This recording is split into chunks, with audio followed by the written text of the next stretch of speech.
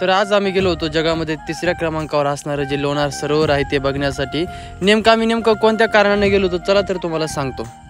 तर राधेश्याम मित्रांनो, तुमचा भाव आज निघाला लोणार सरोवर बघायला, पण त्या अगोदर आमच्या ओम भाऊला लगेच तहान लागली, मग लगेच बिस्लेरी घेऊन आलो आणि पाणी पिऊन सरळ निघालो पुढं। आणि जे भाऊ लोणारला राहतात त्यांना माहितच असं हे मंदिर कुठे आहे। हे मंदिर आलं की असं समजायचं आपण लोणारमध्ये आलो। आणि आम्ही लोणारमध्ये आलो त्याला एक कारण होतं, आमच्या ओम भाऊला बाळी घ्यायची। मग फायनली आम्ही बाळी घेतली।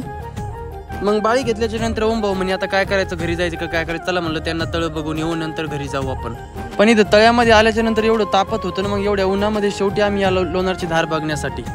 मग धार पाहणं झाल्याच्या नंतर आमचे ओम भाऊ म्हणाले की खाली सीताची नाणी आहे ती सुद्धा बघून घेऊ।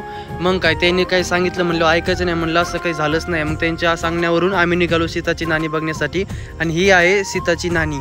मग आम्हाला खाली जाताना काय वाटलं नाही, पण वर येताना एवढे पाय दुखत होते ना, शेवटी आमच्या शिवाने आमच्यासोबत रेस लावली, पण एवढं थकलो की आम्ही दोघंही बसलो। आणि खाली जात असताना आम्हाला त्या कमळजा देवीकडे जायचं होतं, पण नको म्हणलं इथूनच तळ दाखव, कारण आपलं खाली जाणं होणार नाही, तिथून आल्याच्या नंतर आपलं घरीही जाणं होणार नाही। कारण खाली जायचं म्हणल्याच्या नंतर पूर्ण 1 दिवस लागतो, पण तो दिवस आम्हाला घालवायचा नव्हता, म्हणून सरळ आम्ही निघालो आमच्या घरी। तोपर्यंत तुम्ही फॉलो करून घ्या।